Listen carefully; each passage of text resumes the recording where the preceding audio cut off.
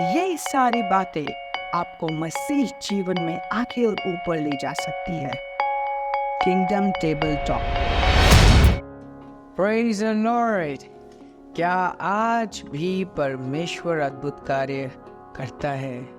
स्वर्गीय भाषा क्या है? परमेश्वर के तोहफे क्या है?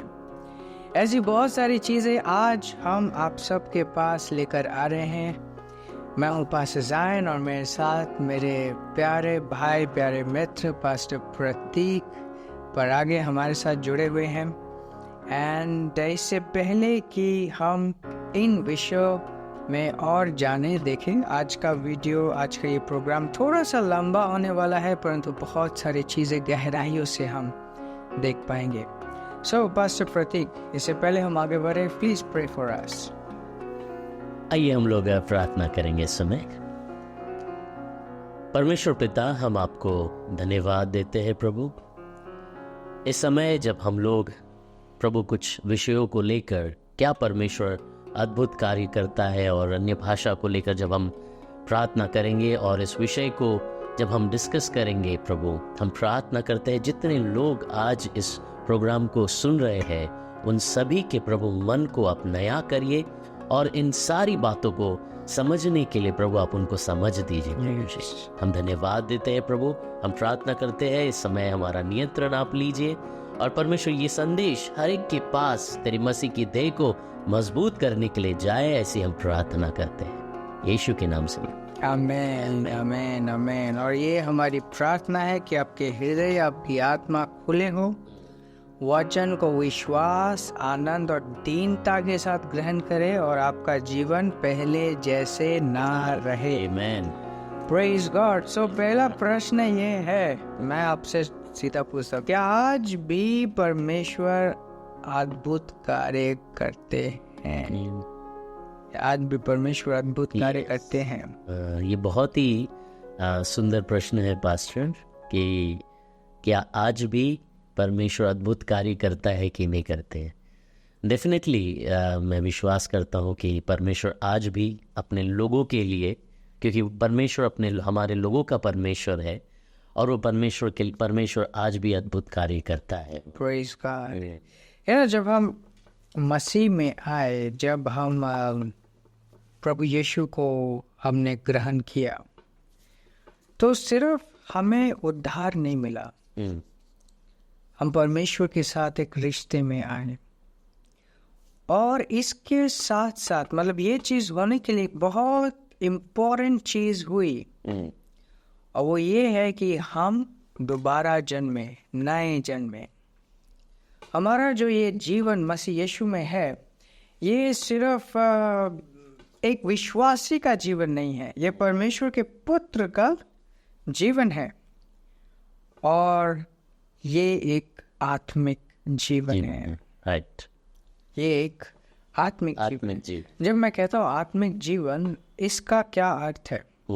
जैसे हमारा एक शारीरिक जीवन होता है, आप शरीर में जीते हैं, इस शरीर के अंदर एक जीवन है, प्राण है, आप अपने शरीर के अंगों को इस्तेमाल करते हैं, दिमाग को इस्तेमाल करते हैं। उसी तरीके से जब हम नए जन्मते हैं, हमारे अंदर, हमारी आत्मा के अंदर पवित्र आत्मा के द्वारा परमेश्वर का जीवन जन्म लेता है।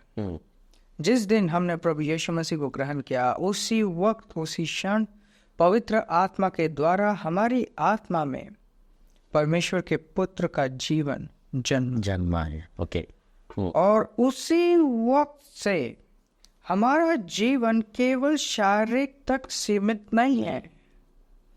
आदम ने जब पाप किया था, उसका जीवन शारीरिक बन गया था, उसका आत्मा का जीवन खत्म हो गया था, और ग्रेजुअली 1000 साल के बीचों बीच वो शरीर में भी मर गया। परंतु वो मृत्यु जो आदम के ऊपर आई, आदम से हर एक उसका जो वंश है, हर एक व्यक्ति आत्मा में जीवित नहीं था। और फिर मोसेस के नियम आए कि यदि कोई इन नियमों को पालन करेगा तो वो जीवन पाएगा, मृत्यु के ऊपर राज कर पाएगा।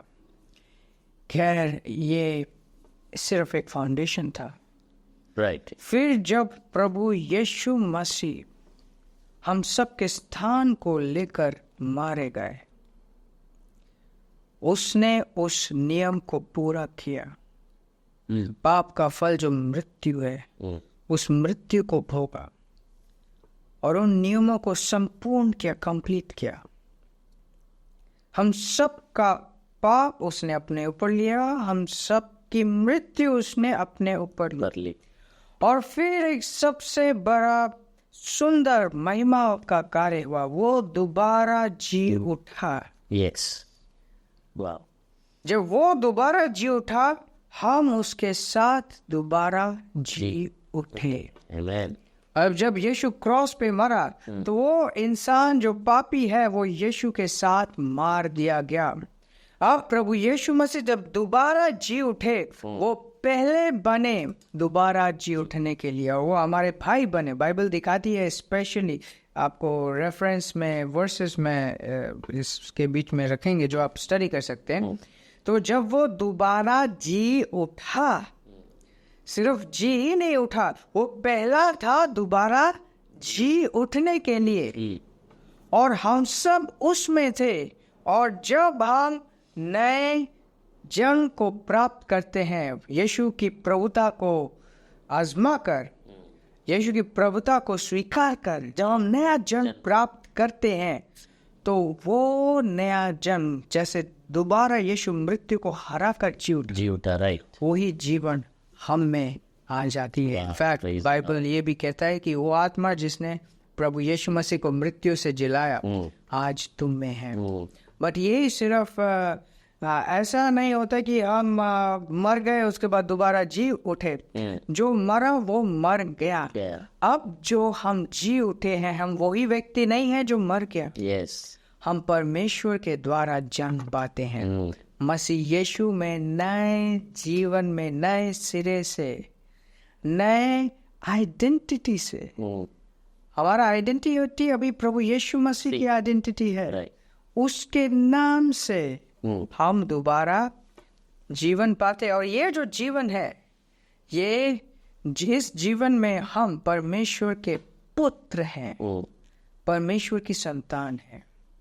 ये वो मानव जीवन नहीं है, वो आदम का जीवन नहीं है, परंतु ये दूसरे आदम का जीवन है। प्रभु यीशु मसीह जिस जीवन में मृत्यु को हरा कर जी उठे, ये वो वाला जीवन है। और ये जीवन में आदम जिस तरीके से अपने आत्मा में लाइफ को खो चुका था, इसके विपरीत इस जीवन में हमारी आत्मा में पवित्र आत्मा के द्वारा जीवन है। आमेन। इनफैक्ट एक जगह बाइबल कहती है कि the second Adam is life giving spirit, the quickening spirit. तो जब हम नया जीवन पाते हैं, मसीह में नई जीवन पाते हैं, जो चीज अद्भुत एक मानव को लगती है, वो हमारे लिए प्राकृतिक हो जाती है। ओके। जैसे एक गाय को जन्म देता है, कोई भी पशु अपनी जाति में ही जन्म देता है। उसी तरीके से जब हम परमेश्वर से नए जन्मते हैं, परमेश्वर की आत्मा से, परमेश्वर के जीवन से, परमेश्वर के संतान स्वरूप हम नया जन्म पाते हैं। जब तक हम अपने इस आत्मिक जीवन को एक्सप्लोर ना करें, तब तक हम बहुत सारी चीज़ों को सोचेंगे कि ये तो अद्भुत है, ये तो अद्भुत है, ये तो एक चमत्कार है, तो चिन्ह है, ये तो ये सारी चीज़ है। परंतु वाकई में जब हम आत्मा से जीना शुरू कर देते हैं, ये हमारे लिए कोई रहस्य नहीं रहता। इनफैक्ट परमेश्वर चाहता है कि हम आत्मा में जिए, आत्मिक जीवन को समझे, आत्मा के स्तर से जिए, और हमारा जीवन उसके अद्भुत कार्य से भरा रहे। आमेन। सो इसी के साथ एक क्वेश्चन और एक आ सकता है कि क्या परमेश्वर चमत्कार करता है? पहला कि ओके, क्या आज भी अद्भुत कार्य होते हैं? अब दूसरा इसके साथ है, क्या परमेश्वर अद्भुत कार्य करता है? बस आपने एक सुंदर जवाब दिया। हाँ, आज भी परमेश्वर अद्भुत कार्य करता है। ये क्यों करता है? वो हम सबसे प्रेम करता है। हो सकता है आज जो आप ये वीडियो देख रहे हो आपने प्लान भी नहीं किया हो, राइट, परंतु इस मैसेज को आप तक पहुंचाने के लिए परमेश्वर ने परिस्थितियों को इस तरीके से मरोड़ा कि आप हमें इस वक्त सुन रहे हो, राइट, ध्यान दे रहे हो, कुछ प्राप्त कर रहे हो। तो परमेश्वर अलग अलग समय में अपने प्रेम के वजह से, अपने अनुग्रह के वजह से अद्भुत कार्य करता है। परंतु आज हमारा वो फोकस नहीं है। ना ही एक विश्वासी का ऐसा फोकस होना चाहिए कि परमेश्वर तुम मेरे लिए ये अद्भुत कार्य करो, मेरे लिए वो अद्भुत कार्य करो। क्योंकि एक सुंदर बात मैं आप सबके सामने लाना चाहता हूँ कि जब ये सच्चाई है कि परमेश्वर अद्भुत कार्य करता है, इससे एक बड़ी सच्चाई ये है कि हम परमेश्वर में नए जन्मे हैं और परमेश्वर ने हमें चुनने का भी अधिकार दिया है। इनफैक्ट हमारे जीवन का हर एक चीज उसने हमारे हाथ सौंप दिया है। इसका मतलब ये है कि आप परमेश्वर को जिम्मेदार या दोषी नहीं बना सकते कि परमेश्वर तूने तो उसके जीवन में ये किया, मेरे जीवन में कुछ नहीं किया। आपको ये देखना है कि उसका विश्वास कैसा था।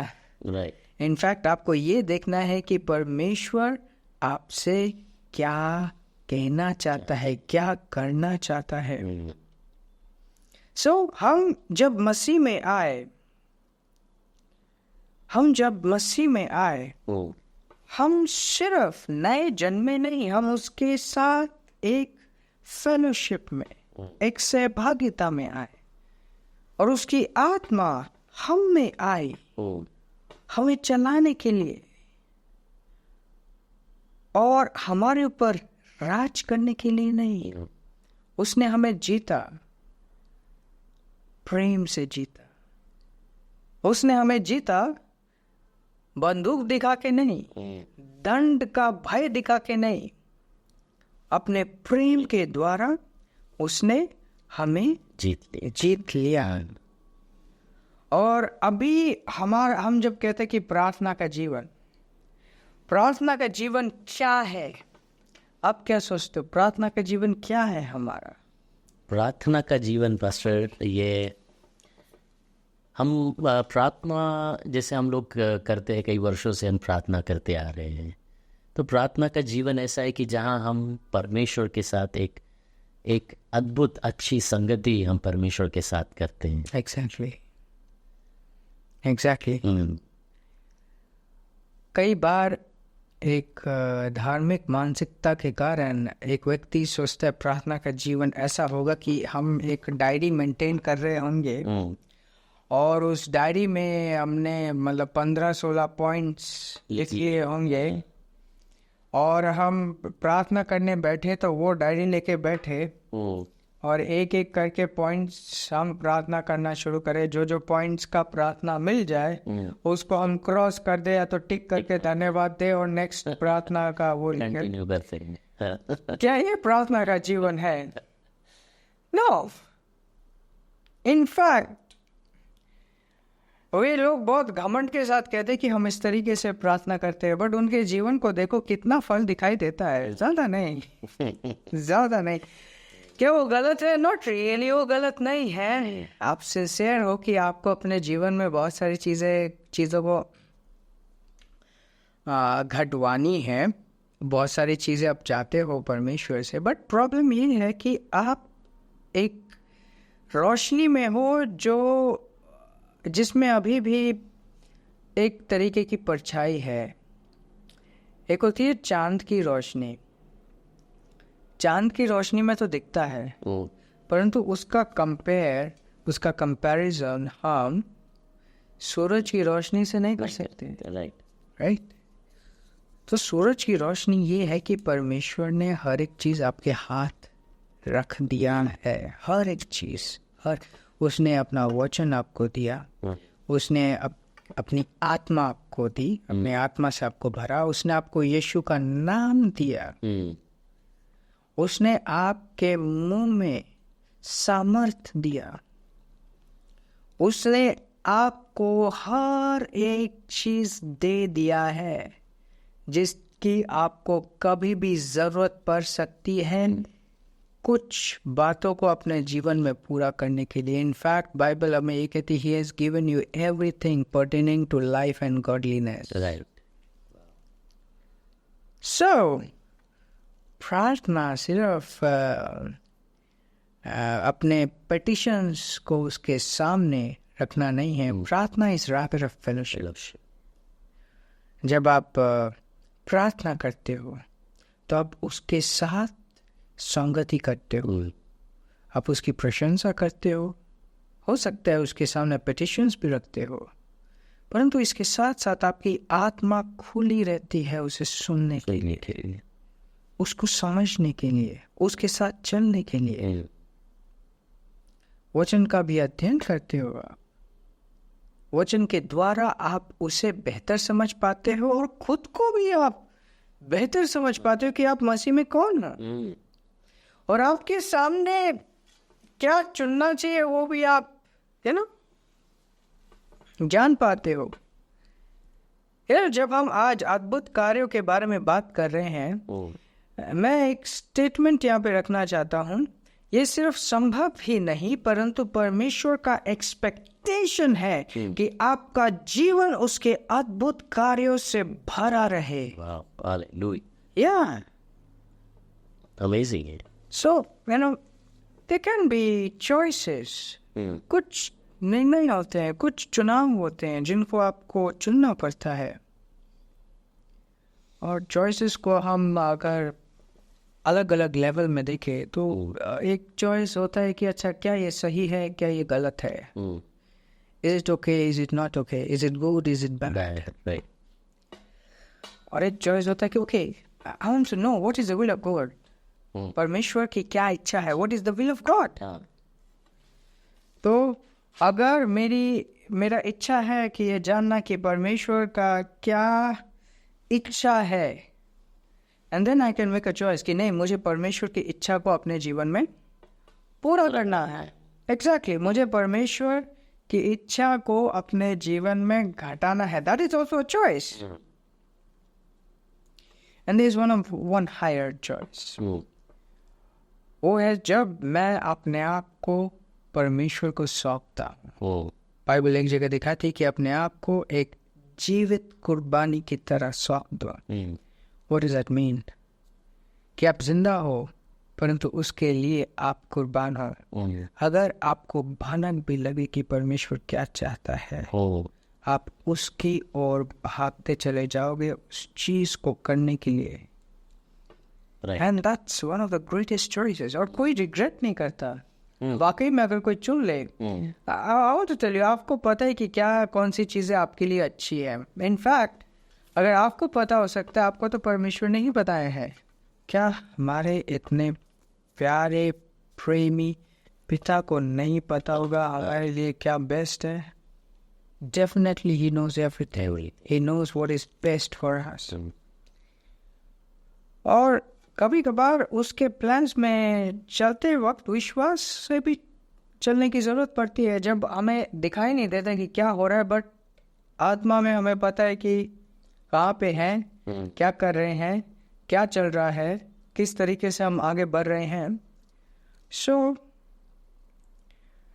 कंक्लूजन में ये बात आता है कि परमेश्वर आज भी अद्भुत कार्य करता है, लेकिन परमेश्वर ने आपको एक जीवन भी दिया है जो अद्भुत कार्यों से भरा होना चाहिए।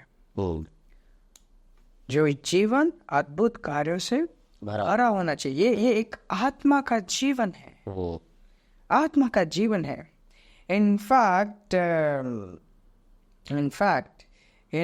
बहुत से लोग नाना प्रकार के परेशानियों में फंसते हैं और दिन भर वो उसी के लिए प्रार्थना करते हैं, उसी के लिए अलग अलग जगह इनफैक्ट फ़ोन करा करा के प्रार्थना करते हैं, और पूरे दिन उनका उन प्रॉब्लम से ही बीत जाता है, गुजर जाता है। वो उसी प्रॉब्लम में एक प्रॉब्लम लिया, उसको फंसा दिया। मुझे जब ऐसा दिखता है, मुझे लगता है कि इनका परमेश्वर नहीं, इनका परमेश्वर इनका प्रॉब्लम है कि वो उसी का गुणगान गा रहे हैं पूरे दिन। हालांकि वो कह रहे हैं कि परमेश्वर को हम पूरा विश्वास करते हैं, परमेश्वर हमें निकाल देगा, और बहुत टाइम इनको निकाल भी देता है परमेश्वर। परंतु ऐसे भी बहुत समय होता है कि जब समय बीत गए, सालों बीत गए, उनको परमेश्वर ने नहीं निकाला। तो क्या परमेश्वर एक को निकालेगा, दूसरे को नहीं निकालेगा? ऐसे क्वेश्चंस तब आते हैं जब हमारे पास आत्मा की समझ नहीं होती। परमेश्वर ने उससे ज़्यादा प्रेम नहीं किया और परमेश्वर ने आपसे कम प्रेम किया। प्रॉब्लम ये है कि आपने उन तुच्छ चीज़ों में ध्यान इतना दे दिया कि परमेश्वर की सामर्थ जो आपके एकदम करीब थी, उसी को आपने खो दिया। अगर आपका ध्यान, अगर आपकी समझ, अगर आपका चेतना और दिशा सही रहती, और परमेश्वर का धन्यवाद दे सकते हो इस वक्त, क्योंकि आप ये कुछ क्रूशियल चीजें जो आप सुन रहे हो, that can help you, really help you. Praise God, praise God. तो आगे बढ़ते हैं बस। तो अभी ये बात तो हमने सुना है कि परमेश्वर अद्भुत कार्य करते हैं, आपके जीवन में करते हैं,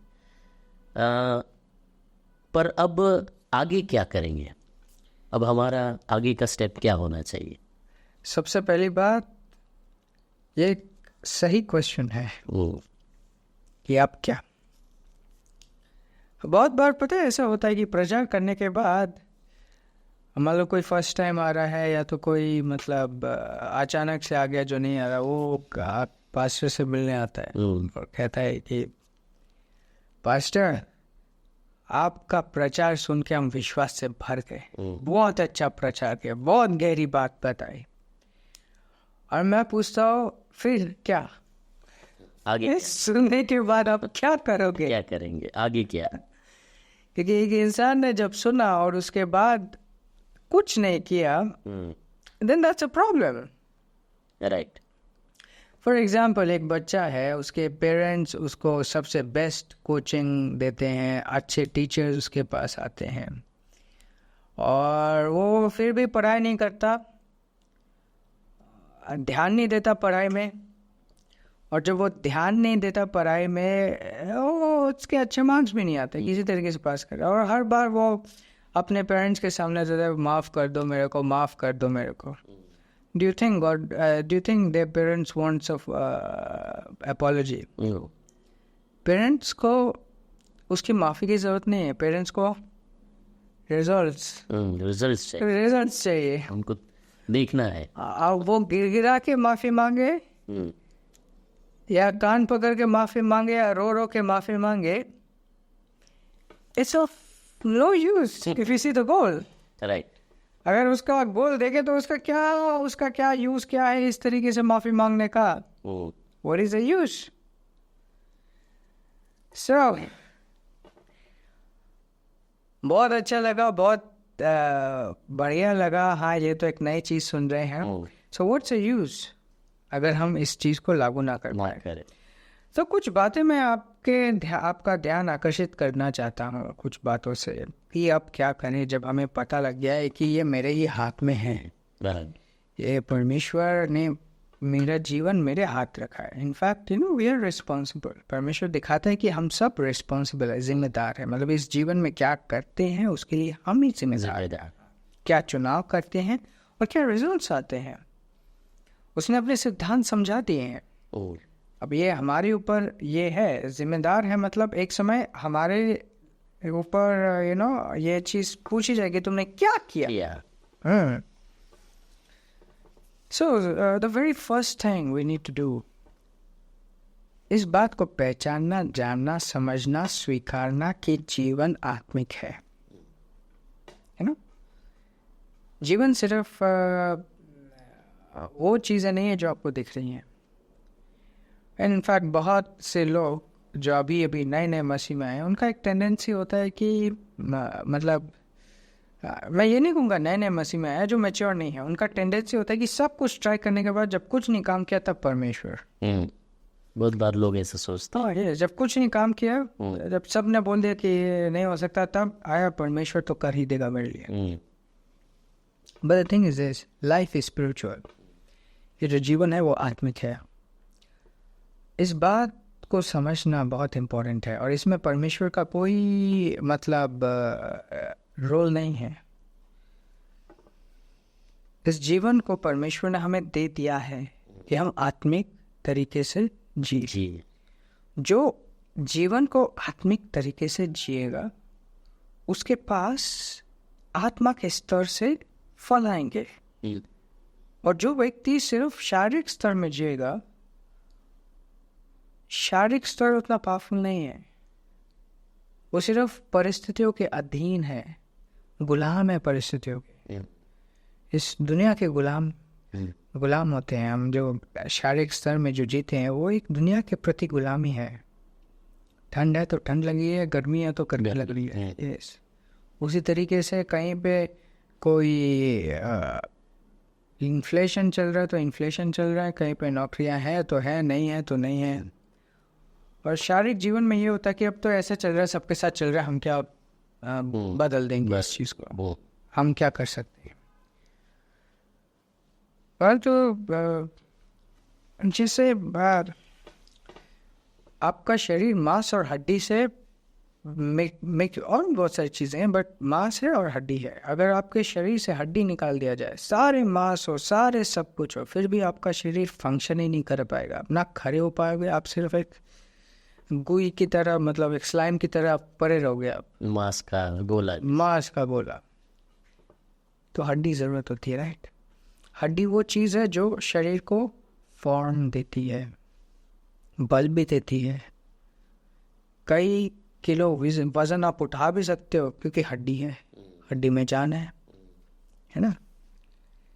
उसी तरीके से जीवन को डायरेक्शन हमारी आत्मा देती है। आत्मा से जब जीना शुरू करें, आत्मा से जब हम एक्टिव होएं, अगर आत्मा के जीवन के प्रति हम अज्ञानता को चुन ले, वो अज्ञानता मृत्यु जैसी है। तो जो होगा देखा जाएगा। और एक स्टैंडर्ड एक्सक्यूज, बहाना लोगों के पास तो होता ही है, ये परमेश्वर की इच्छा नहीं थी तो हुआ नहीं, है ना। जहाँ पे आपके पास बोलने के लिए कुछ नहीं है तो आप बोल देते हो कि ये तो परमेश्वर की इच्छा थी, वही भी आप क्या कर सकते हैं, परमेश्वर की इच्छा नहीं थी। बट वो एक्सक्यूज कब तक चलेगा?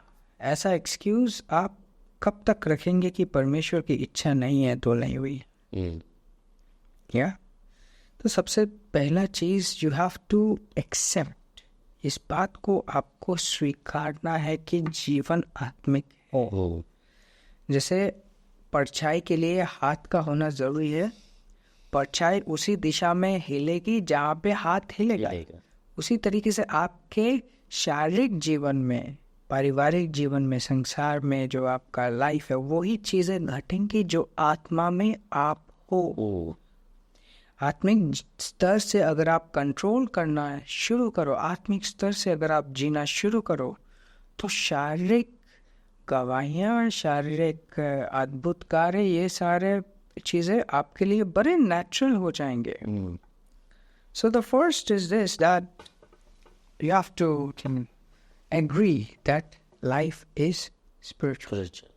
Now, life is spiritual बहुत से लोग बोलते हैं। इसके साथ साथ और एक चीज जो आपको अपने जीवन में स्थापित है तो एस्टैब्लिश करना है, वो ये है कि मैं नया जन्मा हूँ, मैं मानव नहीं हूँ। That is so important. मसीह में हम परमेश्वर की संतान हैं।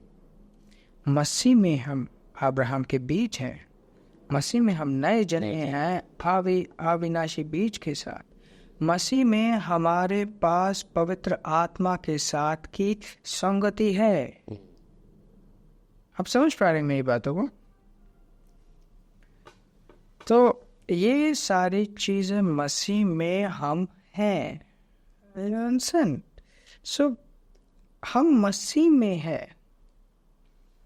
ये बात अगर हमारे ध्यान में ना बैठे कि हम मसीह में है, हमारी सोच मानव सोच तक ही सीमित रहेगी। जिस समय हमें विश्वास के साथ खड़ा होना चाहिए, हम एक इंसान की तरह डरपोक बने रहेंगे।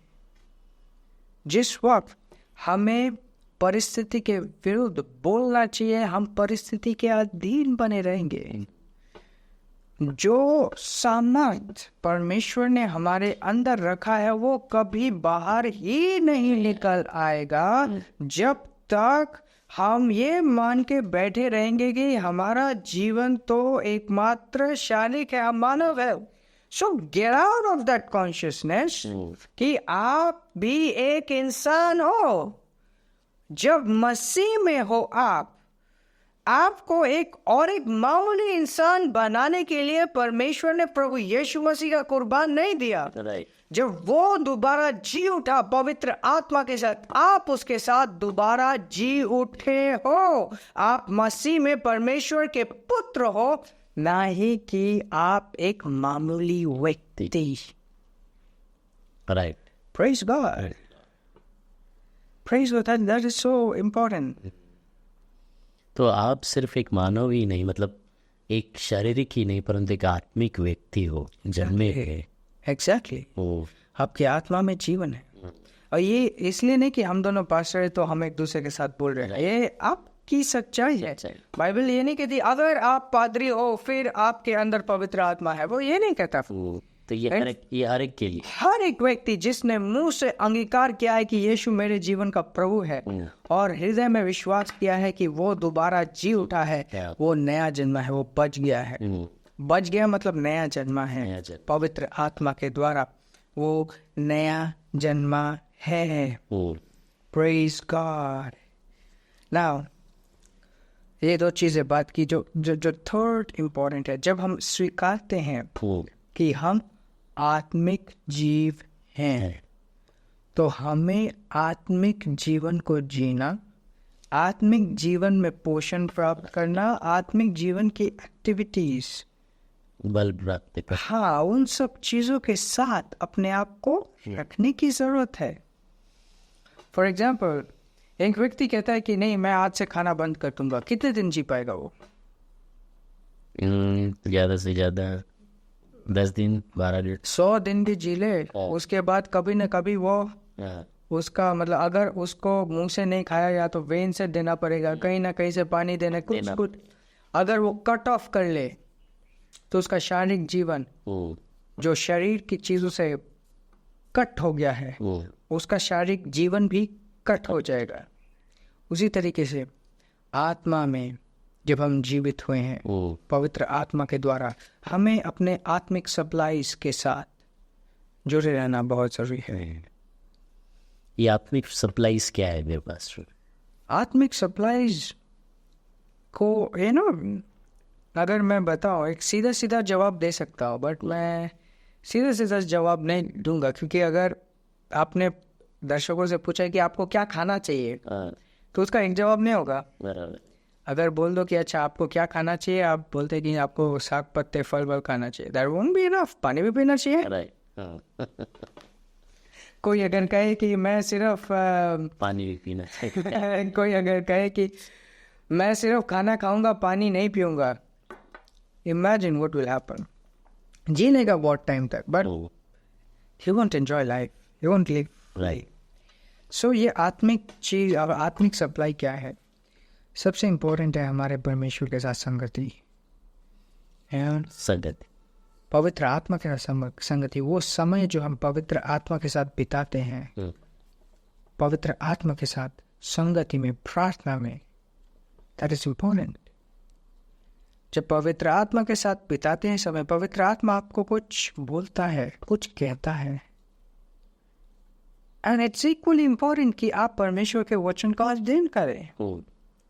यीशु ने एक फेमस लेक्चर में कहा, man shall not live by bread alone but by every word that proceeds from the mouth of God. परमेश्वर के मुख से निकलता है। हाँ, इंसान सिर्फ रोटी से नहीं जिएगा, हर उस वचन से जीवन प्राप्त करेगा जो परमेश्वर के मुख से निकलता है। What is that?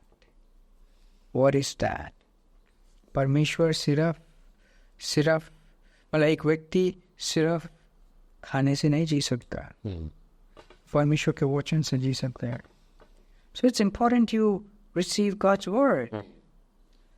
फेलोशिप में भी तो वही होता है, हम परमेश्वर से सुनते हैं, और जब वचन को अध्ययन करते हैं हम परमेश्वर से सुनते हैं। हैरान, there are many more things which is so important.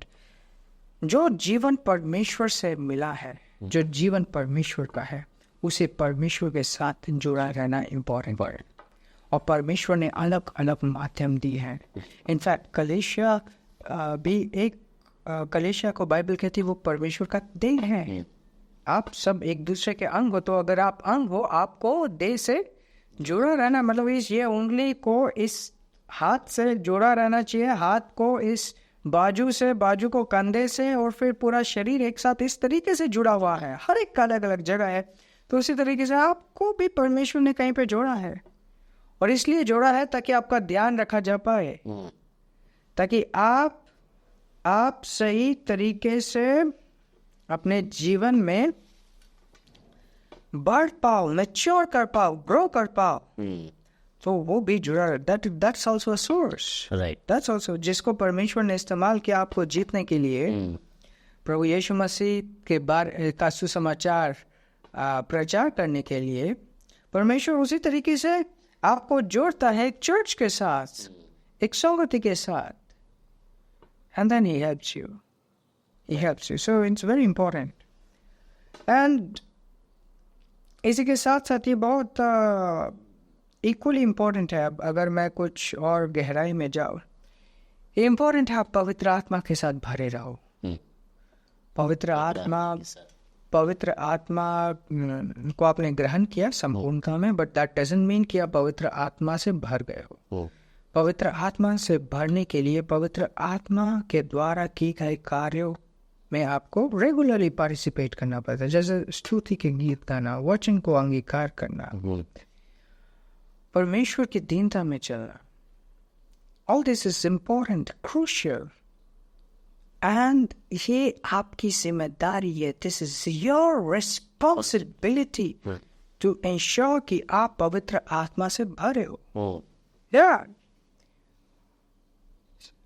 With that, it's also very very much important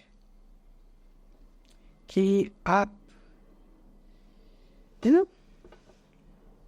मैं इसे कहूँगा कि इंश्योर करो कि आत्मा में आप बढ़ रहे हो या नहीं बढ़ रहे। जस्ट फॉर एग्जाम्पल, पिछले महीने में आपकी आत्मा की दशा क्या थी? पिछले साल आप आत्मा में कहाँ थे? उस दशा और आज के दशा में कोई इम्प्रूवमेंट है? नहीं है। क्या आप कह सकते हो परमेश्वर के और करीब आए हो? क्या आप कह सकते हो कि आप परमेश्वर के और पास आए हो? क्या आप कह सकते हो कि पहले से और ज्यादा समझ आप में आई है? All these things are very important. So to grow is also very important.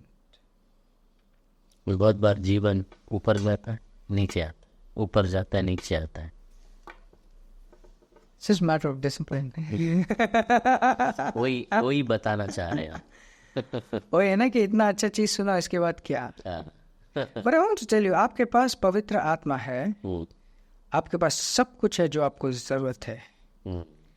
If you plan, मतलब बहाने नहीं चलेंगे इसमें। If you plan, मुझे अपने जीवन को आगे और ऊपर चलाना है, तो आगे और ऊपर ही चलेगा।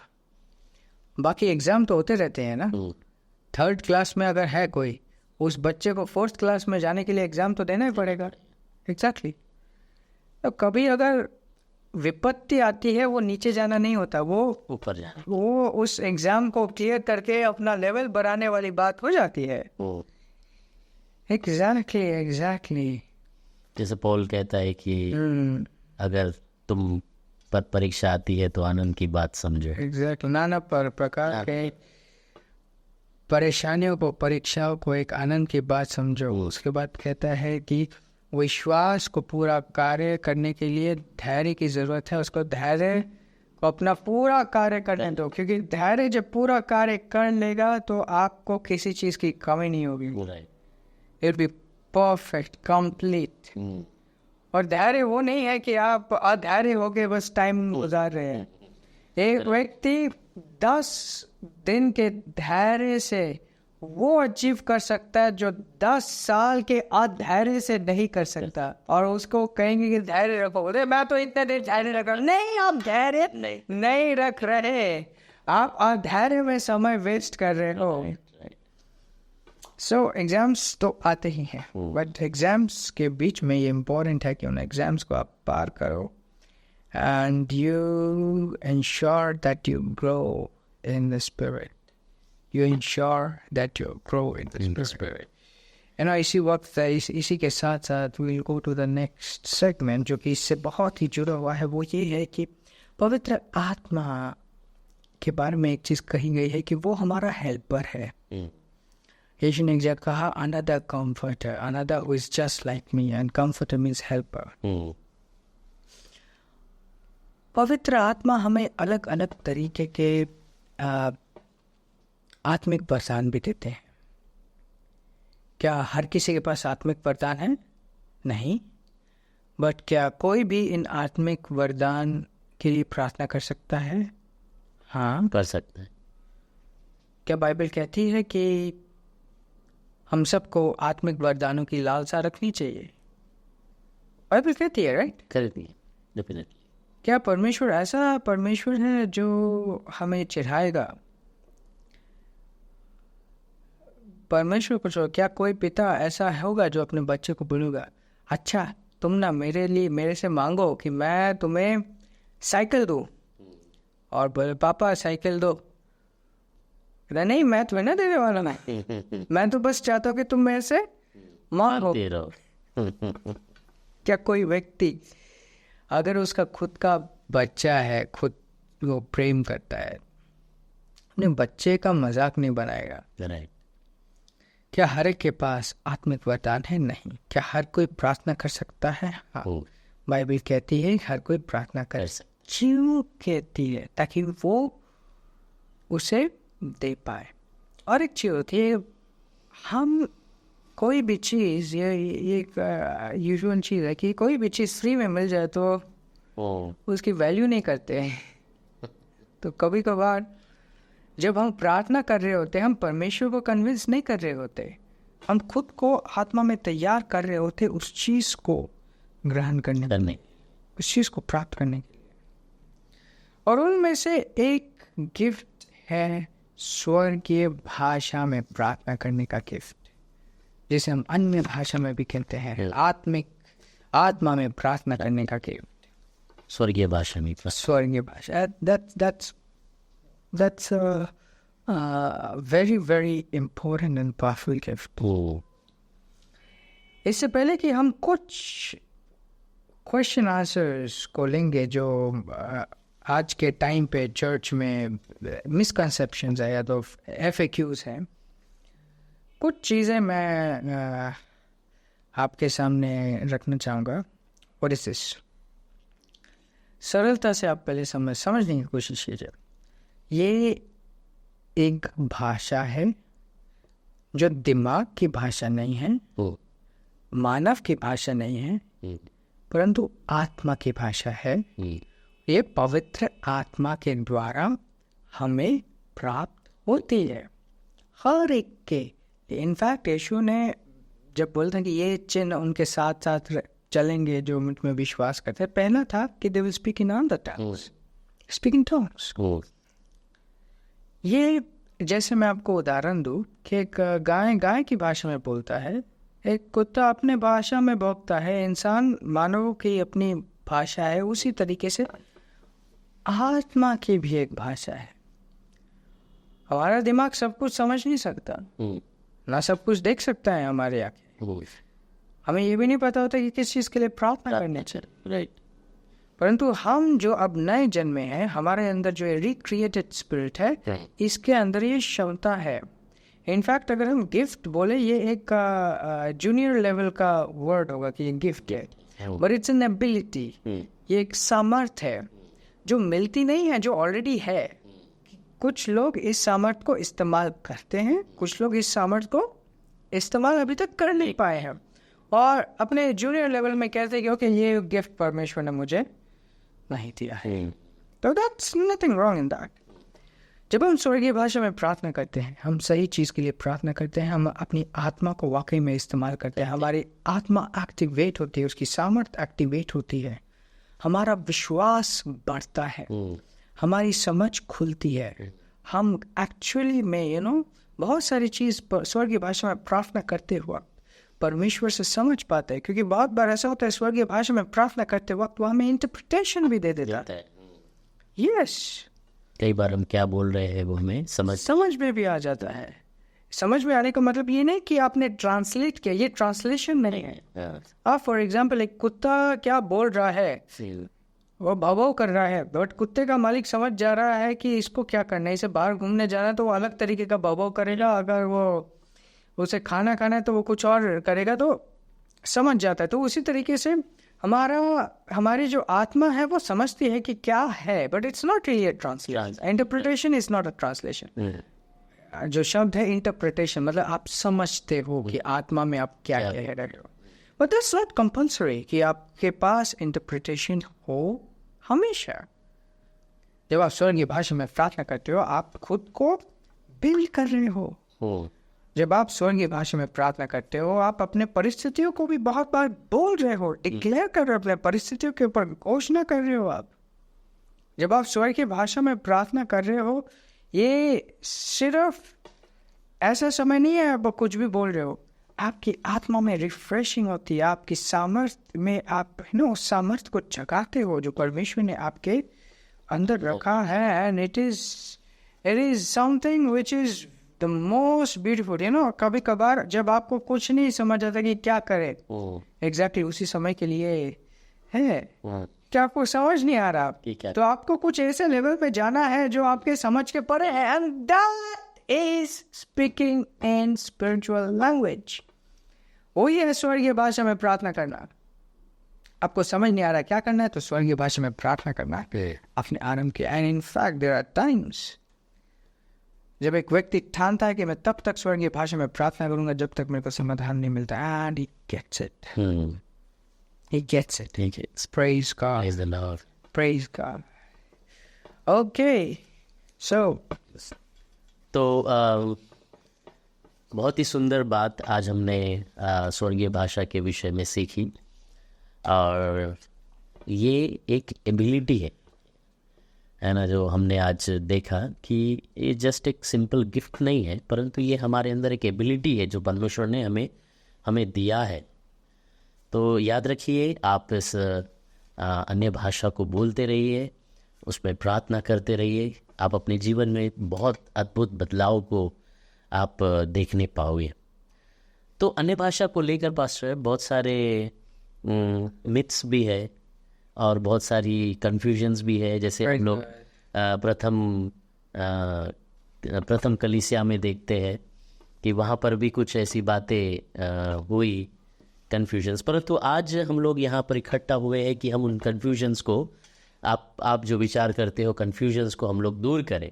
तो कुछ ऐसे सवाल हैं जो हमने ढूंढ कर निकाले हैं कि हम उन सवालों का जवाब आप लोगों को दें, और हम मिलकर इस जवाब को देंगे। पास्टर इसके ऊपर बात करें। तो मेरा पहला सवाल है pastor Jain,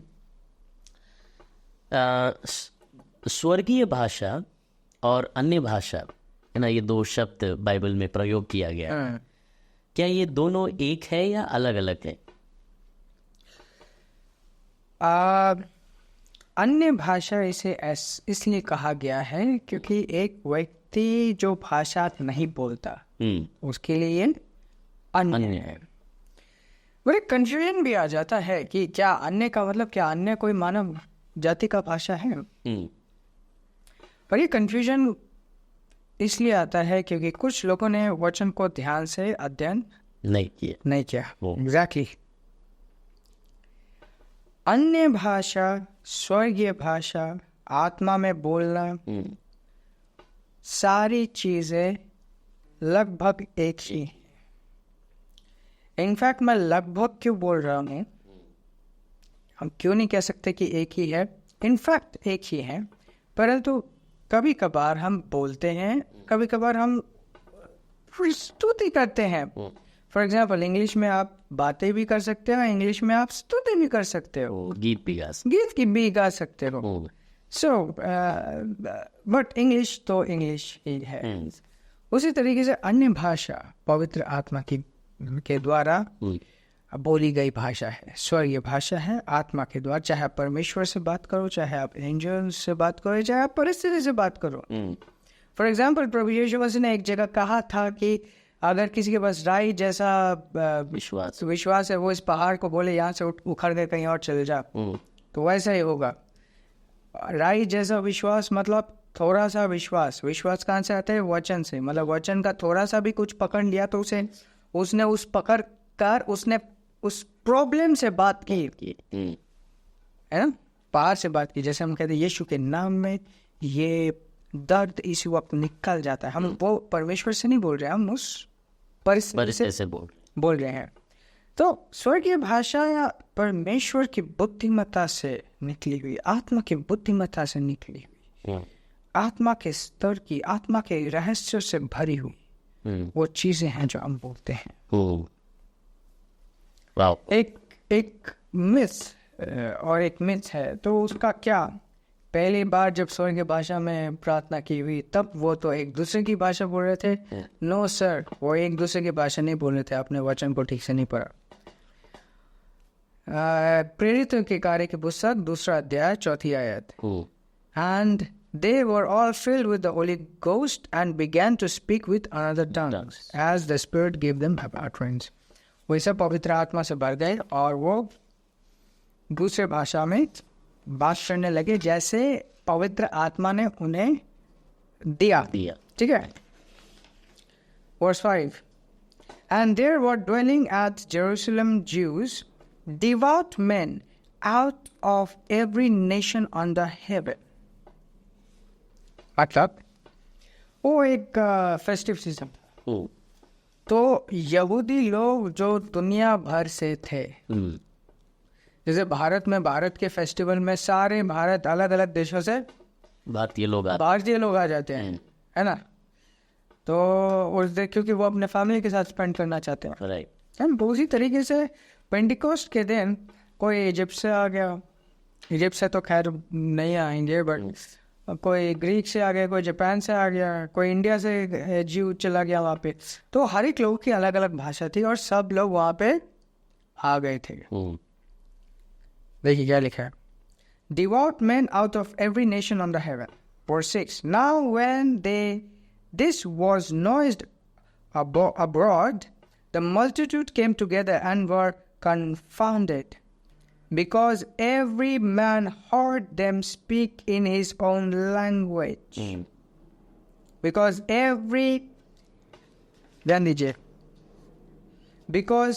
that every man heard them speak in his own language. ध्यान से सुनिए क्या कहता है। वही सब अन्य भाषा में बात न करने लगे, इसकी आवाज इतनी जोर से गूंजी वो बाहर आए कि क्या हो रहा है। उसके बाद वो कंफ्यूज हो गए। क्योंकि that every man, हर एक व्यक्ति, हर एक व्यक्ति में कौन है? जापान का जू, फ्रांस का जू, जो स्पेन में रहता है वहां का जू, मतलब पृथ्वी के नीचे हर एक जगह का जू एवरी मैन। ठीक है। Now that every man heard them, heard मतलब सुना, them मतलब विश्वासी, ये सारे विश्वास heard them in his singular है, plural नहीं है। मतलब हम लोग इनको जब सुन रहे हैं, हम लोग इनको अपनी भाषा में सुन रहे हैं। In his कहाँ गया? In his own language। मतलब समझ रहे आप इसका? मतलब इसको फ्रेंच आती थी, उसने सबको फ्रेंच में सुना। इसको जर्मनी आती थी, उसने सबको जर्मनी में सुना। इसको बंगाली आती थी, उसने सबको बंगाली में सुन लिया। ये क्या बात हो गई है ना? ये अलग तरीके का चमत्कार है। ये अलग तरीके का अद्भुत, ये ऐसा चमत्कार दोबारा हुआ इसके साथ, पौलुस के साथ, जब उसने परमेश्वर को इब्रानियों के भाषा में सुना, परंतु आसपास के लोगों को समझ नहीं आया। बाद में पढ़ेंगे, देखो। So that's a different manifestation, that's a different. और वो क्या सुन रहे थे? वो परमेश्वर की, you know, verse 7, and they were all amazed and marveled, saying one to another, behold, are not all these which speak Galileans? Verse 8, and how hear we every man in our own tongue? मतलब how hear we every man, मतलब किस तरीके से हम हर एक को अपनी भाषा में, जैसे हर एक व्यक्ति को बंगाली ने बंगाली में सुन लिया, हर एक व्यक्ति को पंजाबी ने पंजाबी में सुन लिया। ये तो गलीली बोलते, बट ये क्या था थिंग। और वे सब परमेश्वर की महिमा कर रहे थे। और उस दिन कितने सारे लोगों ने अपना हृदय प्रभु यीशु मसीह को दिया। That was a different kind of thing. Praise God. But हाँ, वे लोग स्वर्गीय भाषा में बात कर रहे थे, ये अलग चीज है। Praise the Lord. Praise the Lord. आशा करते हैं आप, ये बहुत इंटरेस्टिंग विषय है और आप इसको सीख रहे हैं, समझ रहे हैं, आपको बहुत आनंद और मज़ा भी आ रहा होगा। एंड इस वक्त, ताकि ये बहुत लंबा ना खींचे, हम एक वर्स को निकाल के आपको नहीं दिखा रहे, बट इस वीडियो के नीचे रेफरेंस वर्सेस आपको मिलेंगे। So take out your time to study. सोना निकालने के लिए खोदना पड़ता है, सिर्फ एक दो मारने से नहीं होगा। एग्जैक्टली। सोना क्या, कोयला निकालने के लिए भी खोदना पड़ता है। So take your time and study these things. चलिए हम लोग आगे बढ़ते हैं, दूसरी सवाल की तरफ जाएंगे। पास्टर, जब हमारे पास ऑलरेडी एक भाषा है, जैसे फॉर एग्जांपल मैं मराठी बोलता हूँ, तो हमें और एक भाषा की क्यों ज़रूरत पड़ी? क्या परमेश्वर हमें हमारी भाषा में नहीं समझता? क्या हमें परमेश्वर क्या हमारी भाषा नहीं जानता? Praise God. Praise God. क्यों हमें और एक भाषा की ज़रूरत पड़ी? इसका जवाब बहुत इंटरेस्टिंग है। ये और एक भाषा नहीं है, ये और एक जाति का भाषा है। एक है मानव भाषा, जो मानव सोच तक सीमित है, मानव समझ तक सीमित है। और यह है आत्मा की भाषा, जो उन सारी सीमाओं को तोड़ देता है। वो मानव सोच की जहाँ अंत है, उसको कई गुना ज्यादा उसको पार कर देता है। एक दिलचस्प कार्टून है, मूवी है, मोगली। हाँ, ऐसा ही है, सेम टू सेम है टार्ज़न। देखने में बहुत सुंदर लगता है, बट अगर एक्चुअली में किसी के साथ एक घटना घट जाए, वो घटना नहीं होगी, वो दुर्घटना होगी। अब के साथ खीखी काका करके अब मानव जाति के साथ मैच करे, क्या रेस्ट ऑफ द लाइफ वो खीखी खाका करना चाहेगा? बिल्कुल। आप मेरी बात समझ पा रहे? सो इन द सेम मैनर, जब हम परमेश्वर में नए जन्मे, हम मसीह में नए जन्मे, हम परमेश्वर की संतान बने, और जब हम परमेश्वर की संतान बने, हमारा जीवन मानवता से निकाल कर दिव्यता में ले आने, दिव्यता में हम आ गए, हम दिव्यता में हमने जन्म लिया। हमारा सोच, हमारा समझ, हमारा जीवन, हमारी क्षमताएं सब बदल गई। पृथ्वी में रहने तक हम फिर भी ये अपने अंग्रेजी, बंगाली, मराठी बोलेंगे, बट एक बार जब हम उसके सामने, उसके साथ, चर्च एज के बाद आई डोंट थिंक हम याद करेंगे कि मराठी में क्या होता है या उस समय ट्रांसलेशंस की जरूरत पड़ेगी। हम परमेश्वर की संतान हैं। जब हम उसको आत्मा में देखते हैं या देखेंगे, हम अपने आप को एकमात्र उसके जैसे पाएंगे। हमें पता नहीं होता हमें किस चीज के लिए प्रार्थना करना है, या तो हमें पता है बट हमारे दिमाग को नहीं पता, हमारी आत्मा को पता है। सो वी कैन प्रे, और प्रार्थना करना तक ही सीमित नहीं है, वी कैन प्रोफेसाई। बहुत बार जहां दिमाग या तो जहां पे स्वर्ग दूतों के भी समझ से परे होता है, हम परमेश्वर के रहस्य को स्वर्गीय भाषा में बोलते हैं। वी स्पीक मिस्ट्रीज, भेद की बातों को भी बोल देते हैं। सो ये सिर्फ एक भाषा नहीं है। जैसे मैंने बोला, आप एक मामूली व्यक्ति नहीं हो, उसी तरीके से आपको एक मामूली व्यक्ति के भाषा से सीमित होने की भी जरूरत नहीं है।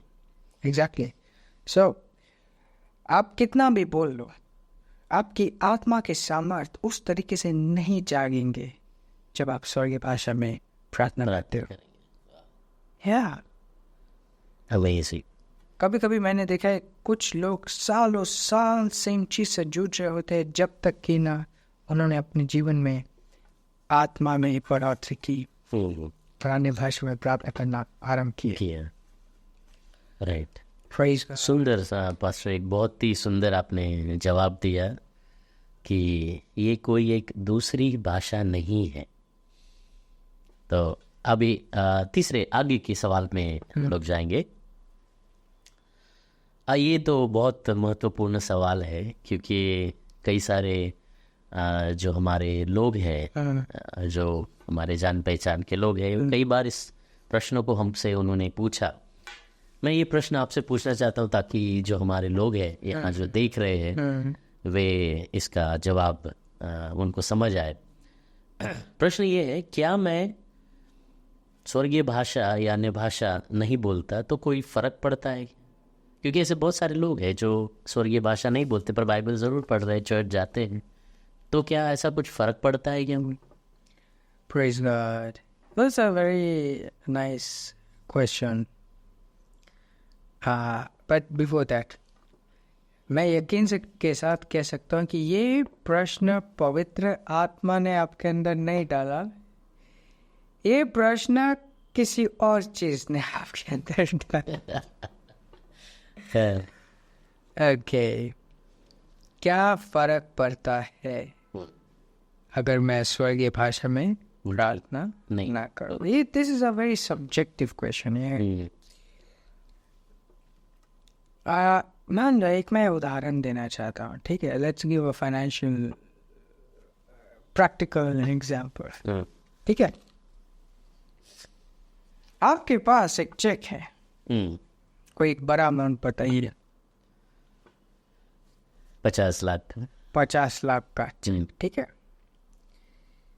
क्या फर्क पड़ता है कि मैं इसे इन कैश करूं या ना करूं? क्या फर्क पड़ता है? फर्क पड़ेगा। क्यों? वैसे भी आप मेहनत कर रहे हो, आप मेहनत कर रहे हो, आप काम कर रहे हो, आपको सैलरीज मिलती है, तो बिजनेस कर रहे हो, आपको प्रॉफिट मिलता है, तो आपके सामने एक 50 लाख का चेक है। क्या फर्क पड़ेगा आप इसे इन कैश कराओगे या नहीं? ये 50 लाख तो बहुत कम है। जो चीज परमेश्वर ने इस चीज में रखी है, उसको अगर करोड़ों में भी हम गिने फिर भी कम ठहरेगा। क्या आप चाहते हो कि हर बार आप लाइफ में एक संघर्ष करो। No, nobody wants. क्या आप जानते हो संघर्ष के ऊपर का भी जीवन है? क्या आप जानते हो कि फेवर में जीना क्या है? क्या आप जानते हो कि आपके लाइफ में परमेश्वर की एक इच्छा है? It's a new dimension. हो सकता है आपको फर्क ना पड़े, लेकिन जिन चीजों से आप वंचित रहोगे वो कई ज्यादा होगी। इस पृथ्वी में नहीं, परंतु इस पृथ्वी के बाद जरूर आप में रिग्रेट होगा कि क्यों मैंने अपना इतना समय वेस्ट किया, मेरे सामने इतनी सारी चीजें थी।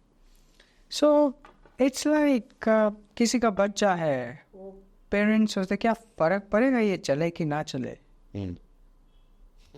लोग कहेंगे तो पागल है, तो अपने बच्चे को सोचते कि ये चले या ना चले। बोले नहीं, मैं तो इसके लिए व्हील चेयर अरेंज कर सकूँ, मैं बहुत अमीर हूँ, इसके साथ स्टाफ लगाऊंगा, इसको बस सोने दो, आज जीवन सोने दो।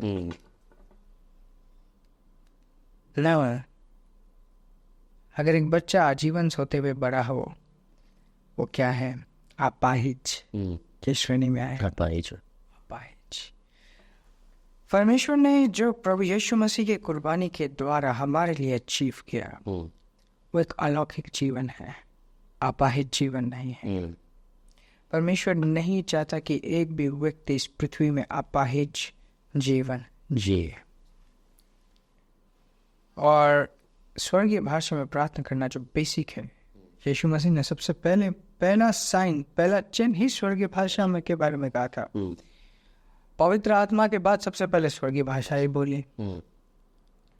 पौलुस कहते हैं कि मैं परमेश्वर का धन्यवाद देता हूँ, तुम सबसे ज्यादा मैं इस चीज को करता हूँ। It is a very important thing. क्या हर कोई स्वर्गीय भाषा में प्रार्थना करता है? नहीं। क्या हर कोई कर सकता है? हाँ, कर सकता है। जस्ट मैटर कि आप क्या जानते हो, क्या सुना है। आपने अगर 10 चीजें सुनी हुई हैं उन लोगों से जो खुद स्वर्गीय भाषा में प्रार्थना नहीं करते, वो क्या बताएंगे इसके बारे में? फॉर एग्जाम्पल, एक व्यक्ति रिव्यू कर रहा है, वो मान लो यूट्यूब चैनल में जाके बोल रहा है कि विदेश में ये होता है, वो होता है, वो होता है, और उसके खुद के पास पासपोर्ट नहीं है।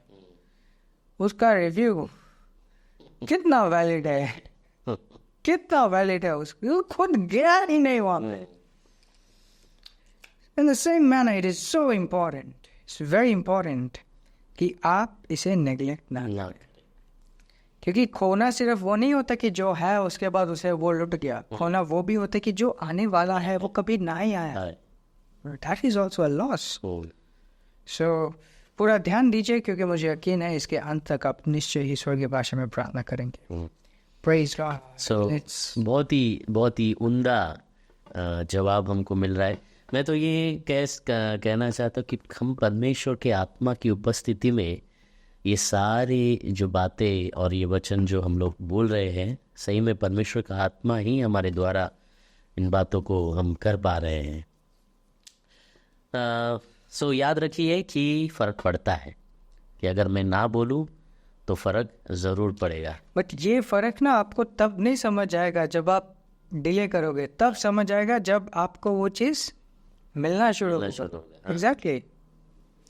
एक व्यक्ति अगर रास्ते में बस घूमता फिरता है, जॉब नहीं कर रहा, कुछ नहीं करना, डिसिप्लिन नहीं है, कुछ नहीं है, यहाँ वहाँ मांग के खा रहा है, अगर वो व्यक्ति अपने लाइफ में डिसिप्लिन हो जाए, हैंडसम सैलरी लेना शुरू करे, मीनिंगफुल लाइफ जीना शुरू करे, क्या वो दोबारा चाहेगा कि मुझे अभी तो दोबारा मुझे भटक के हर एक दिन किसी के घर में जा के खाना खाना है? You will not. मतलब झोपड़ी से निकल के कोई भी व्यक्ति अगर बंगलों में आए, वो ये नहीं चाहेगा कि मुझे दोबारा झोपड़ी में ले जाओ।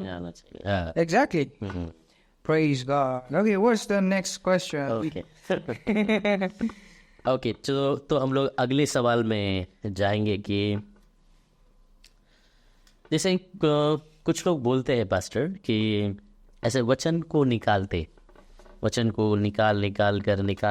कर बताते हैं कि ऐसी कोई भी भाषा नहीं है, है ना। हमको एक ही भाषा है जो हमको दिया गया है, और कुछ लोग ऐसे वचन वचन ढूंढ ढूंढ कर बताते हैं कि ऐसी कोई भाषा है ही नहीं। तो इनके लिए हम क्या बोलना चाहेंगे कि क्या इसको क्या कैसे हम एक्सप्लेन करेंगे? अच्छा, इनको तो हमें कुछ नहीं बोलना बट उनको बोलना है जो इस प्रश्न को लेके हमारे पास आ रहे हैं, आपको बोल रहा है, आप जो सुन रहे हो। देखो, अगर मैं ठान लूं कि मैं अपनी बात को प्रूफ करूं तो मैं कहीं से भी कुछ भी उठा के बोल सकता हूं। राइट। अपने बात को जस्टिफाई करने के लिए, क्योंकि अब वो मेरे ईगो पे आ गया है, मैं कहीं से भी कुछ भी उठा के बोल सकता हूँ। But you know, some things are holy, कुछ चीज़ें होती पवित्र हैं जिनसे हमें छेड़छाड़ नहीं करनी चाहिए। वचन का अध्ययन करें, समझें, और अगर हमें नहीं मिल रहा, हमें समझ नहीं आ रहा, तो let's not talk about it। या तो हम किसी एक के पास जाए जिसको पता है समझ लो। एक विफल व्यक्ति दूसरों को क्या कामयाब बना पाएगा? Exactly right. परंतु जो एक सक्सेस है वो दूसरे को बदल गया। I can teach you how to be successful because I have walked. मैंने अपने लड़ाइयाँ लड़ी हैं, मैंने अपनी लड़ाइयों को जीता है, तो वही बता सकता है कि किस तरीके से जीतना है। ऐसे मैनर यू नो, ये कोई अगर कहता है कि होता ही नहीं है, उनको सुनना बंद कर दो, पहली बात है। सेकंड चीज,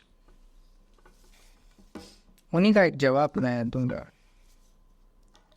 ओके, आप कहोगे कि पुराने नियम में कहाँ लेकर, क्या यीशु मसीह स्वर्गीय भाषा में प्रार्थना करते थे? नहीं। क्यों? क्योंकि वो अब्राहम के बीच थे। He called himself son of man। उन्होंने अपनी महिमा को त्यागा था। इनफैक्ट उनको पवित्र आत्मा की जरूरत पड़ी अपने मिनिस्ट्री को करने के लिए। जिस तरीके से राजा के ऊपर अभिषेक होता है, उनके ऊपर भी एक अभिषेक हो। तो उन्होंने स्वर्गीय भाषा में प्रार्थना नहीं की, परंतु जाते जाते इसके बारे में बताया कि ये आएगा, क्योंकि स्वर्गीय भाषा उनके लिए है जो पवित्र आत्मा को ग्रहण कर चुके हैं, ना ही कि उनके लिए जो अभी ग्रहण करने वाले हैं। तो यीशु मसीह नए जन्मे नहीं थे, मरने के बाद दोबारा वो नए जन्मे। और नए जन्मने से पहले जो पवित्र आत्मा का था वो सिर्फ मस्सा था, अंदर नहीं था। जिस तरीके से राजा के ऊपर, नबी के ऊपर इस तरीके से होता है, उस तरीके से he needed the holy spirit to fulfil his ministry. Right. Okay, so where are we. इसलिए वो बोलते प्रभु का आत्मा मुझ पर है। एग्जैक्टली। बड़ा रेलेवेंट आंसर है इसमें। मतलब उस जमाने में पवित्र आत्मा ने लिख दिया जो चीज होने वाली है। क्या टाइम है जब प्रभु यीशु मसीह का भी रिवलेशन नहीं आया था। Whom shall he teach knowledge and whom shall he make understand doctrine? किसको सिखाएगा, किसको वो समझ देगा? Them that are weaned from the milk and drawn from the breast, क्या वो जो दूध पीते हैं? For precept must be upon precept, precept upon precept, line upon line, line upon line, here a little, there a little. इनका answer है कि आप एक जगह से कुछ एक निकाल के कुछ भी समझा दो, doesn't work. It has to be in the context. Exactly. Precept मतलब concept. समझ का समझ के साथ, ये जो शास्त्र का शास्त्र के साथ, समझ का समझ के साथ मिलाना जरूरी। और इसी तरीके से हम आत्मिक चीजों को, डॉक्ट्रिन्स को, ज्ञान को प्राप्त कर पाएंगे। Like here a little, there a little, यहाँ से कुछ, वहाँ से कुछ। अब देखिए verse 11, For with stammering lips and another tongue will he speak to this people। और उसका फोकस वो कुछ देखने लगा, बरबराते हुए हो, और अन्य भाषा वो इन लोगों को देगा। To whom he said, This is rest, wherewith ye may cause the weary to rest, and this is the refreshing, yet they would not hear। उसने बोला कि ओके, वो इन लोगों से बोलेगा स्वर्गीय मतलब अन्य भाषा में बरबराते हुए, ठीक है, कहीं कहीं इससे ताजगी आएगी, वे लोग रिफ्रेश भी हो जाएंगे। Yet they would not hear. फिर भी ऐसे लोग होंगे जो सुनना नहीं चाहिए। सुनना नहीं चाहेंगे।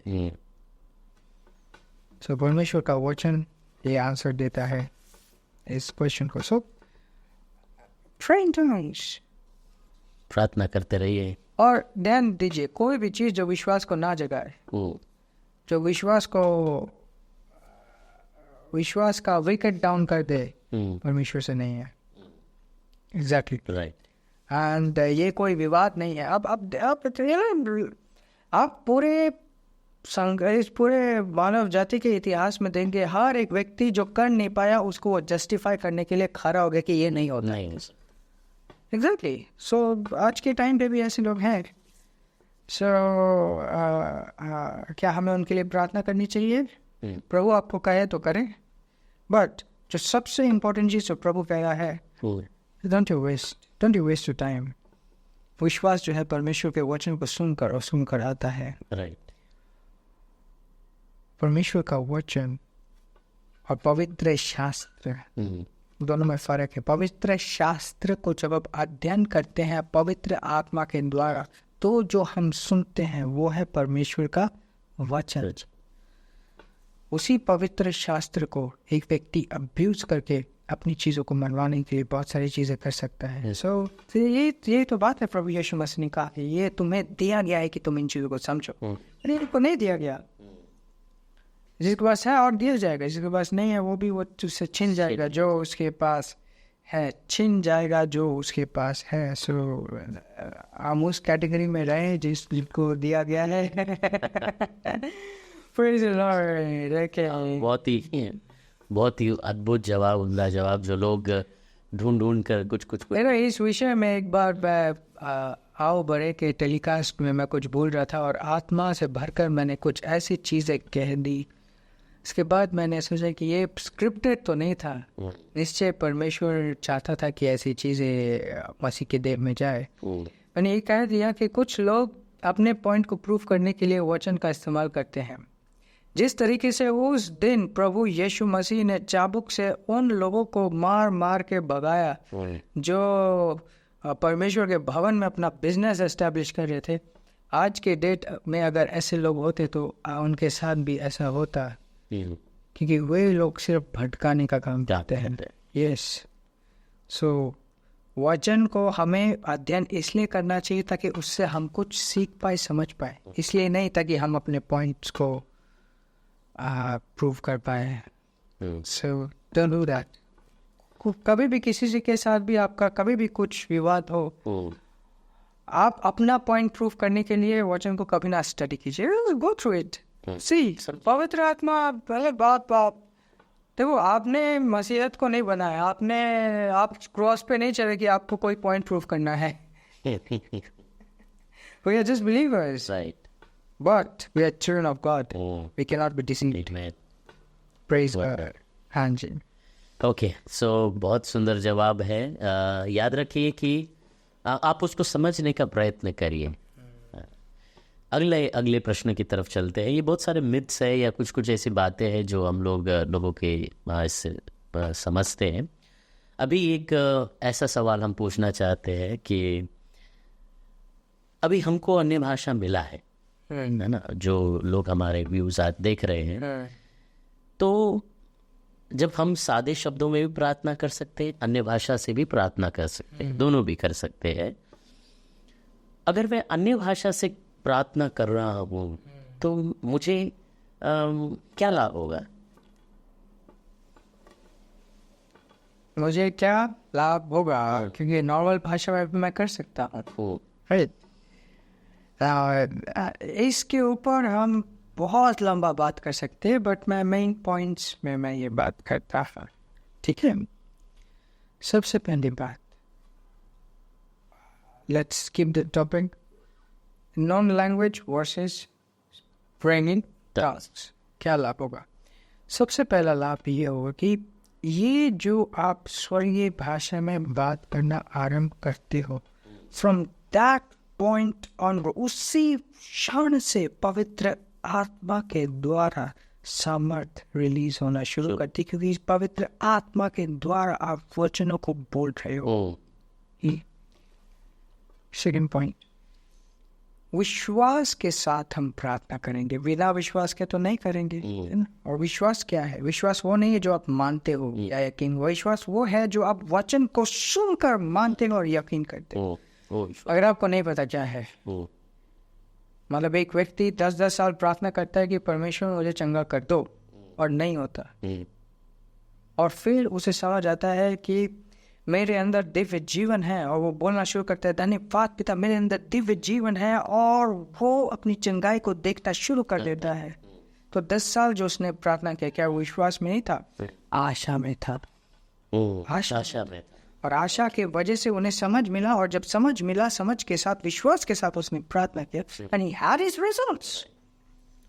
So हमें नहीं पता वचन हमेशा, मतलब परमेश्वर ने हमें दिया है वचन को, we have to study the scriptures more and more each day, that's true. But जब हम स्वर्गीय भाषा में प्रार्थना करते हैं, हम परमेश्वर की बुद्धिमत्ता के अनुसार, आत्मा की बुद्धिमत्ता के अनुसार प्रार्थना करते हैं। हमें ये पता नहीं होता कि क्या प्रार्थना करना चाहिए, हम प्रार्थना करते हैं जो हमें करना चाहिए। पवित्र आत्मा को आपकी परिस्थिति के बारे में सब कुछ पता है, वो उन्हीं शब्दों को बोलता है जो अटमोस्ट इम्पोर्टेंट है। इनफैक्ट बहुत बार ऐसा होता है कि हमें मान लो हम बाहर गए हैं, घूम रहे हैं, कुछ भी कर रहे हैं, बैठे हुए, अचानक से अगुवाई आती है कि इस वक्त मुझे स्वर्गीय भाषा में प्रार्थना करना चाहिए, एंड देन यू प्रे, और लेटर ऑन आपको पता चलता है कि उस समय कुछ एक घटना घट रही थी, आपने प्रार्थना किया और वो चीज एक लॉस के जगह एक फेवर में बदल गया। How was it possible? Because you prayed in tongues, you prayed right.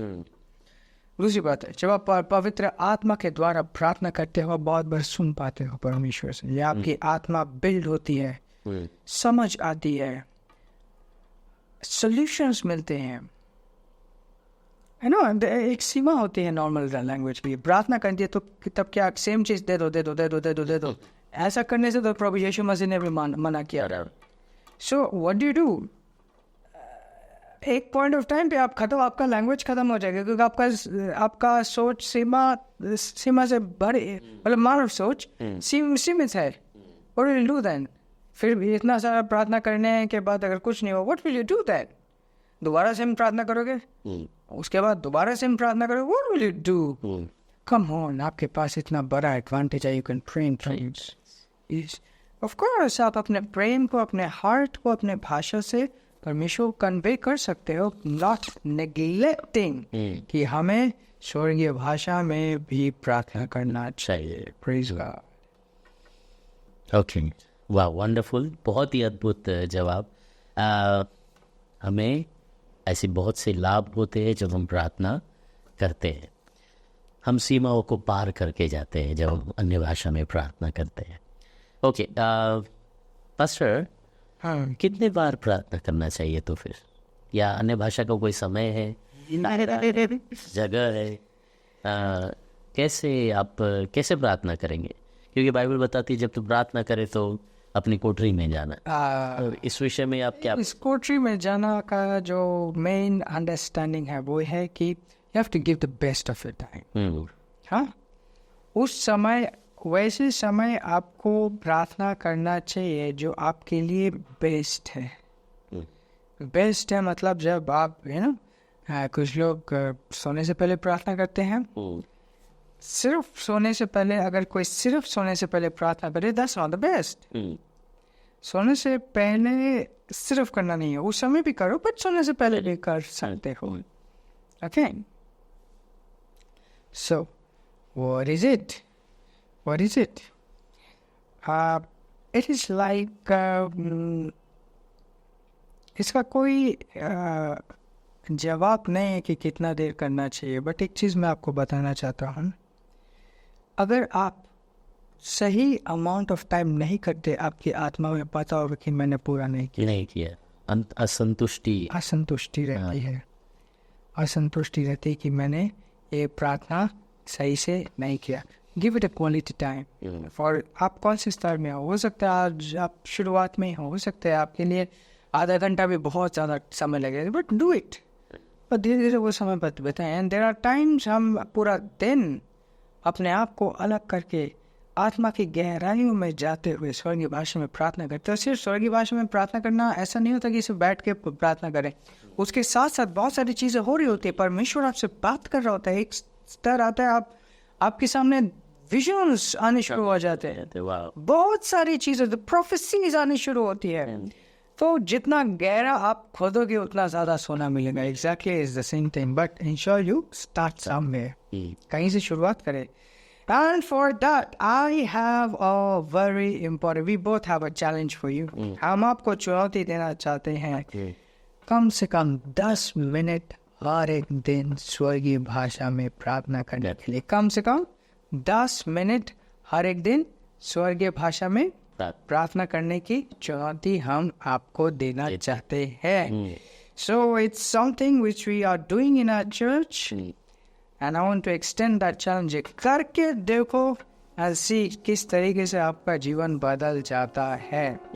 और इसी के साथ I know we have taken good time, हम आपके लिए प्रार्थना करेंगे कि आप में से अगर कोई भी है जो स्वर्गीय भाषा में प्रार्थना नहीं कर पाता, आप ये इसी वक्त से करना शुरू करें। इससे पहले मैं आपके साथ आगे बढ़ूँ और प्रार्थना करूँ, डोंट कॉम्प्लिकेट एनीथिंग। लोगों ने बहुत बड़ी बड़ी चीज़ें बताई होंगी, सुनी होंगी, आपने खुद ट्राई किया होगा, हो सकता है सफल ना हुआ होगा। मेक इट सिंपल, परमेश्वर आपको ये देना चाहता है, इसलिए आप ये सारी चीज़ें सुन रहे हैं। नंबर 1। दूसरी चीज़, जो भी चीज़ आपको चाहिए स्वर्गीय भाषा को में प्रार्थना करने के लिए आपके पास है, क्योंकि पवित्र आत्मा आपके पास है। आइए, लेट्स स्ट्रेच आवर हैंड्स। धन्यवाद परमेश्वर, इन भाई और बहनों के लिए मैं प्रार्थना करता हूँ, और इस वरदान में प्रार्थना करने के लिए मैं इनको ये इम्पार्ट करता हूँ कि इसी वक्त से स्वर्गीय भाषा में प्रार्थना करने पाए। पवित्र आत्मा के द्वारा यीशु के नाम में मैं घोषणा करता हूँ कि ये सब स्वर्गीय भाषा में प्रार्थना करें। ये वरदान इनको मिल चुका है, तुझे धन्यवाद देता हूँ प्रभु यीशु मसीह के नाम में। स्वर्गीय भाषा में प्रार्थना करने के लिए congratulations and keep praying in tongues and let us pray in tongues for a few minutes. Kota brata dala bahasha. Gos kora basangra dire izo brahata kaba shakra dahara daha. Grata boso bratire bo shekha bansa bratire hiso brahata. धन्यवाद परमेश्वर, धन्यवाद यीशु के नाम में। हमसे जुड़े रहने के लिए आपका बहुत बहुत शुक्रिया। And you are blessed. You are blessed. And thank you, Pastor Parage, for sharing your time and such a wonderful things. How we talked. That's such a wonderful thing. Praise God. Praise the Lord. आशीषित रहिए और आगे बढ़ते रहिए। Praise the Lord. ये सारी बातें आपको मसीह जीवन में आगे और ऊपर ले जा सकती है। Kingdom Table Talk. This program is brought to you by Ambassadors of Zion Church, making the world a better place.